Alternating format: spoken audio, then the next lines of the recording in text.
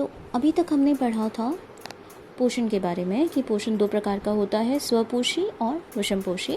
स्वपोषी, स्व का मतलब स्वयं, यानी कि वो पौधे जो अपना भोजन स्वयं बनाते हैं उन्हें हम स्वपोषी कहते हैं।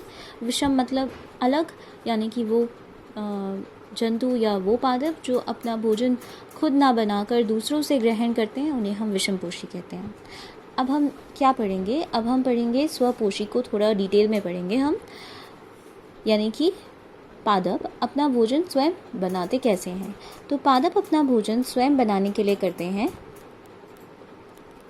प्रकाश संश्लेषण। इंग्लिश में हम इसे फोटोसिंथेसिस बोलते हैं।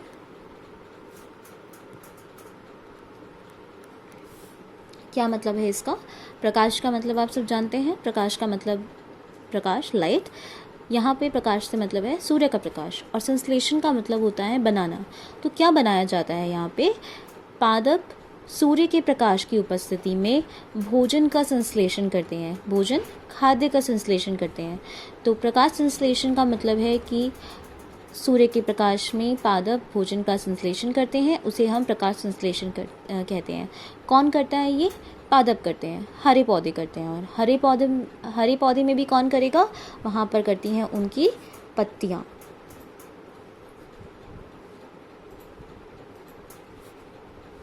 इसीलिए पत्तियों को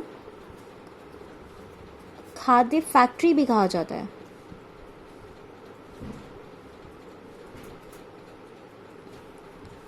ठीक है, पत्तियों को खाद्य फैक्ट्री कहा जाता है। क्यों कहते हैं खाद्य फैक्ट्री? क्योंकि वो भोजन बनाने की फैक्ट्री जैसा काम कर रही है, वहीं पर खाना बनता है, वहीं पर भोजन बनता है।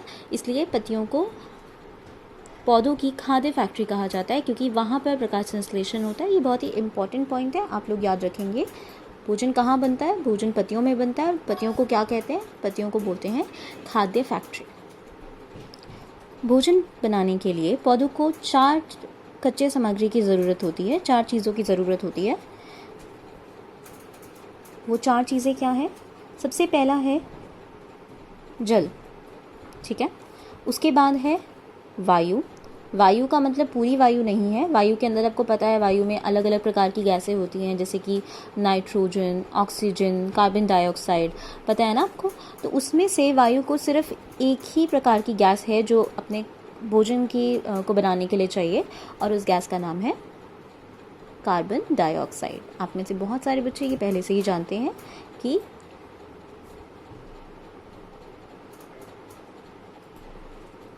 कार्बन डाइऑक्साइड, जल चाहिए, वायु में कार्बन डाइऑक्साइड चाहिए, और क्या चाहिए? अभी हमने देखा था प्रकाश, यानी कि सूर्य ऊर्जा, सूर्य का प्रकाश या सूर्य ऊर्जा, आप कुछ भी लिख सकते हैं। और एक और चीज़ चाहिए। आपने देखा कि खाना कहाँ बन रहा था? पत्तियों में। पत्तियों में भी कुछ हरे रंग का एक वर्णक होता है जिसकी वजह से खाना बन पाता है, और उस हरे रंग के वर्णक को कहते हैं क्लोरोफिल। ये सब बहुत ही इंपॉर्टेंट चीज़ें हैं, आपको याद रखनी है। क्लोरोफिल क्या है? क्लोरोफिल एक हरे रंग का वर्णक है। क्या है क्लोरोफिल? एक हरे रंग का वर्णक है ये, और ये पत्तियों को अपना भोजन बनाने के लिए आवश्यक होता है। मैं दोबारा रिपीट कर रही हूँ, पत्तियों को 4 चीज़ें चाहिए अपना भोजन बनाने के लिए। कच्ची सामग्री है इसकी जल, वायु में कार्बन डाइऑक्साइड, सूर्य ऊर्जा, क्लोरोफिल। क्लोरोफिल क्या है? एक हरे रंग का वर्णक है जो कि पत्तियों में पाया जाता है, ठीक है। अब हमें पढ़ना है कि ये जो कच्ची सामग्रियाँ हैं ये पौधे को कैसे प्राप्त होती हैं। जल कैसे प्राप्त होता है? आपको पता है। आप पौधे में कहाँ पानी देते हैं? आप पौधे में उसकी मिट्टी में, उसकी जड़ों में पानी देते हैं। तो जब जड़ों में पानी देते हैं तो क्या होता है कि पौधे की जड़ें जल और खनिज को अवशोषित करती हैं, और अवशोषित करके तने की सहायता से पत्तियों तक पहुंचा देती है। तो हम क्या लिख सकते हैं? हम ये लिख सकते हैं कि जल और खनिज को कौन अवशोषित करता है? जल और खनिज को उसकी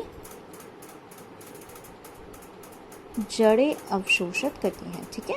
आपको ये याद रखना है, कौन करता है? जड़ें अवशोषित करती हैं जल को, और जल मिट्टी में होता है, ठीक है, ये तो आपको पता है।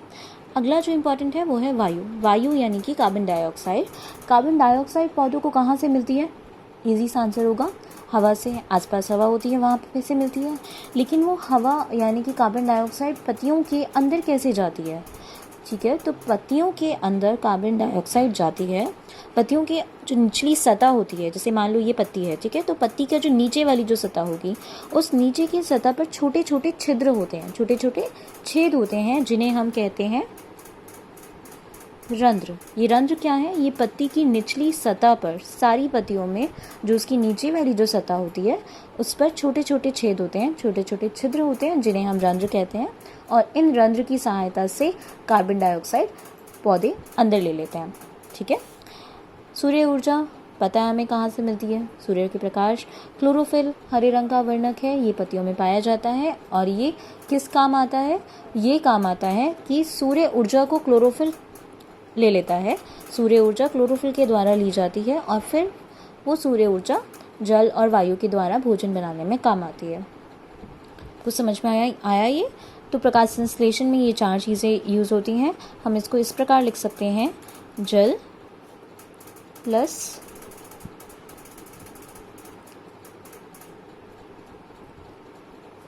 कार्बन डाइऑक्साइड, इन दोनों की सहायता से सूर्य का प्रकाश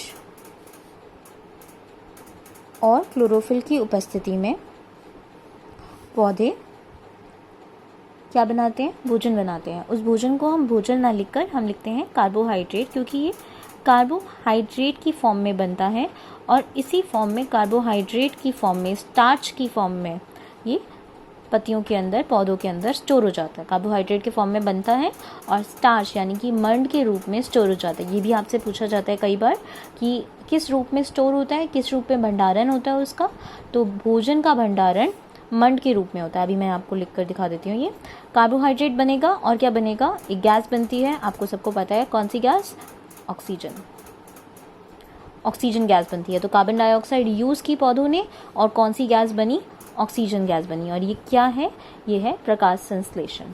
और अभी मैंने आपको बताया था किस रूप में भंडारण होता है, तो मंड के रूप में भंडारण होता है।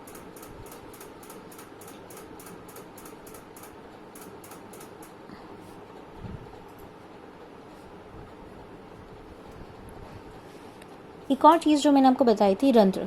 रंध्र होते क्या हैं और कैसे दिखते हैं?